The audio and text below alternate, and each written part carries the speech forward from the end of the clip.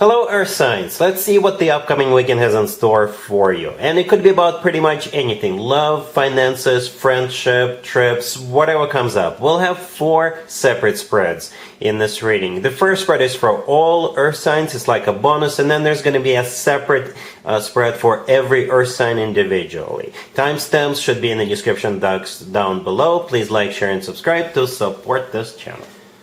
This first spread is for all Earth signs. We have the Nine of Wands, the Knight of Pentacles, the Six of Pentacles, and the Star on the bottom of the deck. You could be dealing with an Aquarius, maybe a fellow Earth sign, another Taurus, another Virgo Capricorn. You know what? I often clarify at least one card, Earth signs. This time I didn't have to because I believe I know what's going on. This is money coming in. This is money coming in, but it's not just money out of the blue, it's not just raining money, it's for something that was done to you in the past. Maybe you got injured in the past. I'm not predicting anybody getting injured over the weekend. If this is your story, then you got injured in the past, or there could have been like a wrongful termination, or maybe they overlooked you, or something like that. It almost feels like compensation. Compensation is coming your way. Alright, because we start with the Nine of Wands. Nine of Wands is a card of a wounded warrior, and if you take a closer look at that Nine of Wands, you'll see there's a bandage on that person's head. So maybe you got injured, some of you got injured in the past, or you are hurting from what happened to you, from what they did to you. Like, again, wrongful termination, they overlooked you, they were supposed to pay you, they were supposed to give you money, something about that, because this spread is definitely about money, definitely. All right, so here comes the money, the Knight of Pentacles, the most financially abundant knight out of all 4 knights. So with the Knight of Pentacles, it's usually a very decent chunk of change, or a promotion, or a job, or a contract. All right, and the Six of Pentacles right next to the deck is a card of balance. So balance, equilibrium will be re-established. It's also a card of generosity. So maybe somebody's being generous with you, okay, or maybe now you'll be able to pay some bills or what have you. The Star on the bottom of the deck could be an Aquarius. You know, the Star is a card of healing. Again, the person in the Nine of Wands is hurting, and the Star is here to heal that person. And at the same time, the Star is a card of a wish come true, right? So maybe you always wanted this, maybe they overlooked you in the past. This time, you're definitely getting that job, that contract, promotion, what have you. All right? Cool. Taurus, we have the Five of Cups clarified by the Seven of Pentacles. We have the World. We have the Nine of Pentacles clarified by the Nine of Cups. And we have the Ace of Swords on the bottom of the deck. You could be dealing with absolutely any zodiac sign as long as this is somebody from your past. It could be an ex, or it could be somebody who chose somebody else over you, or they ghosted you, or it just never got off the ground, or something along those lines. Alright? It could be about work as well. This spread doesn't have to be about love, it can be about work. So you will be hearing from somebody, and they're gonna tell you a very sobby story about how they miss you, about how they're disappointed that they never offered you anything, or that they let you go, right? They've been missing you. With the Five of Cups, the first card that came out, because the Five of Cups has always to do with the past. It is a card of grief and regret and disappointment, right? The Seven of Pentacles clarifying it.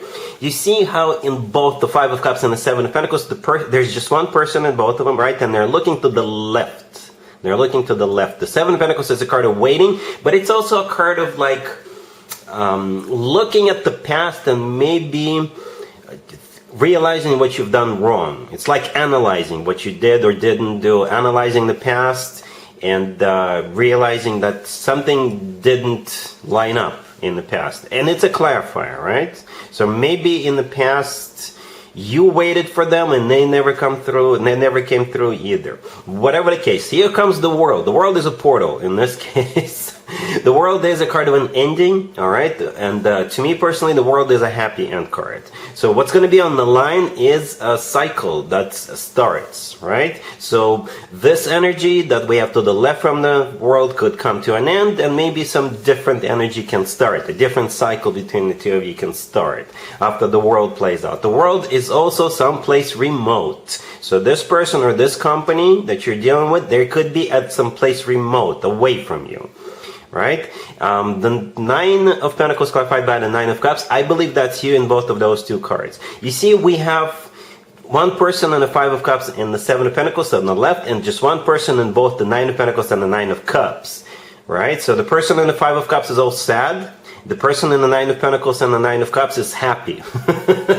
Because the Nine of Pentacles is a card of somebody who is glowing up, somebody who is in the center of attention, somebody who is doing very well financially, somebody who is respected and admired. The Nine of Cups, and the one nine clarified by another nine, the person in the Nine of Cups is satisfied and fulfilled, doing good.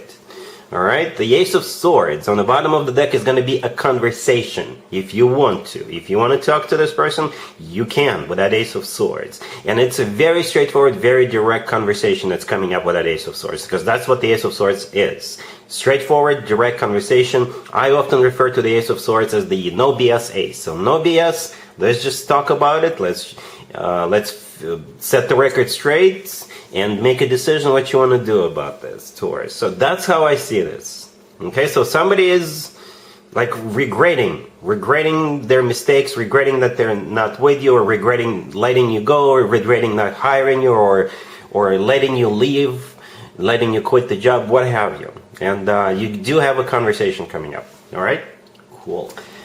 Virgo, we have the Queen of Pentacles clarified by the Devil. We have the Lovers. We have the Hermit clarified by the Seven of Cups. And we also have the Page of Swords on the bottom of the deck. You could be dealing with maybe a fellow Earth sign. Taurus, another Virgo, Capricorn. We also have Gemini on the table. So here's what's going on, Virgo. First of all, one of the scenarios. Let me get that scenario out of the way real quick, and then we'll move on to the main scenario that I think is going to play out for most of you. But the first scenario, you're the Hermit here, and perhaps I'm connecting with a male or masculine Virgo, and you're dealing perhaps with with probably another Earth sign. Right, this Queen of Pentacles, that could be the person you're dealing with, and you're borderline obsessed with this Queen of Pentacles. Yes, you are. If you're not obsessed with them yet, just give it a second. Just give it a second. Be careful, right? I do see you looking at this person. I do see you stalking this person, like online. All right, I don't know if you're going to be reaching out to them or not, but if you do, then go for it. I don't see any rejections. I do see you getting borderline obsessed with this Queen of Pentacles. All right, so that would be the first scenario. Okay, scenario number 2 and maybe 3, you are both the Queen of Pentacles and the Hermit. So you're in this reading twice. You're the Queen of Pentacles, because it's an Earth sign indicator, Taurus, Virgo, Capricorn, and the Hermit is your major arcana card. All right, so we have you clarified by the Devil and the Seven of Cups. The Queen of Pentacles is clarified by the Devil. Yes, it is a Capricorn major arcana card, right? The Devil is a Capricorn major arcana card, so some of you are dealing with a Capricorn, female or feminine Capricorn, right? But the Devil, perhaps that's how you feel about this connection that's coming up. Or maybe you're already in this type of a connection. Because we also have the Lovers in the middle. Right? If you take a closer look at both the Devil and the Lovers, wouldn't you say they even kind of look alike, those two cards? Wouldn't you say that? They kind of look alike. Some say that those two are like opposites of one another, right? Like the dark side, the light side, what have you. But to me, those cards are very, very similar. Okay, in both of them, there's two people at the bottom, two people, right? And in both of them, in the Lovers, it's, I think, Archangel Michael or deity presiding over them. In the Devil, it's the Devil presiding over them. So there's definitely an attachment. They're definitely attached to this person, or you will be attached to someone or something. Okay, and perhaps it's like you could be a little bit dreamy about it, because the Hermit is clarified by the Seven of Cups. The Seven of Cups is a card of like having multiple options. It's also a very dreamy card. It could be a card of illusions. It could be a card of someone's judgment being clouded. All right, the Page of Swords on the bottom of the deck could be a message, or it is a stalker card. It is a stalker card. Okay, so whatever the case, there's definitely some sort of a connection, some sort of a like major, very important, even unique attachment between you and another individual. And I don't want to say it's on borderline being unhealthy, but just be careful. Be careful with the Devil and the Seven of Cups being in the same spread. Like I said, the Devil could be a bit of attachment, not in a very healthy way sometimes. The Seven of Cups could be a card of somebody's judgment being clouded. Right? For others of you, perhaps you have some kind of a choice you need to make. Over the weekend, you will have a choice to make, right? The Lovers is a card of a choice, and it's going to be a very hard choice. You could be dealing with two different people, and you may like both of them, and you could be like, oh my God, what do I do? Do I choose this person or do I choose that one? Let me do some further research. Maybe you're researching those people, or something along those lines. All right, so very interesting reading. It's been a while since I saw something like that, Virgo. All right, cool.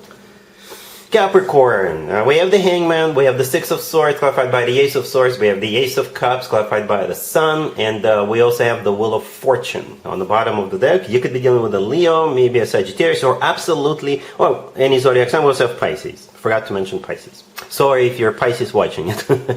Alright, so two scenarios. You are moving on. You're moving on from maybe one relationship to another relationship. You're moving on from a place where you had to sacrifice yourself, and you're moving towards love. Okay, for others of you, you're moving forward. That would be scenario number two. You're moving forward. Perhaps if you're sitting right now wondering if this is ever going to go anywhere between you and an existing person. Maybe you're talking to somebody, or maybe you're in a relationship with somebody, and if you're wondering, so where is it going? Is this person gonna offer me to make it formal, official, exclusive, or are we moving in together? You know, if you've been sitting there and wondering that, yes, the answer is yes, you're moving forward. Okay, you're definitely moving towards the Ace of Cups with the Sun, the last two cards right next to the deck. That's what you're moving towards. It's inevitable. Well, I take that back. You know, we always have a choice. But yeah, that's what you're moving towards. The Ace of Cups and the Sun. This is a fantastic combo. The Ace of Cups is all about love, true, genuine, authentic love. The Sun, clarifying it, could be a Leo you're dealing with, right? You could be dealing with a Leo. It's a Leo major arcana card. For others of you, the Sun is a card of clarity. So for those of you, if you're not clear what's going on, you're going to get crystal clear. The Ace of Swords, by the way, is also a clarity card. And besides that, the Sun is the happiest card in the deck. So you're going to be very loved, and you're going to be very happy with those two cards. All right? To the left from the Ace of Cups and the Sun, we have the Six of Swords clarified by the Ace of Swords. This is a decision to either move on or move forward depending on your situation, depending on your scenario. Right? And the Wheel of Fortune on the bottom of the deck, it could be a very fortunate turnaround for some of you. And in general, the Wheel of Fortune is a start of a new cycle. Very fortunate cycle. Hence the word fortune in its name.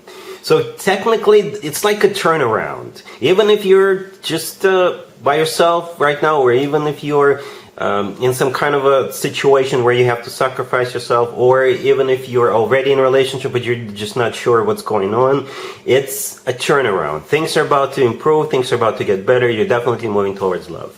All right? Cool.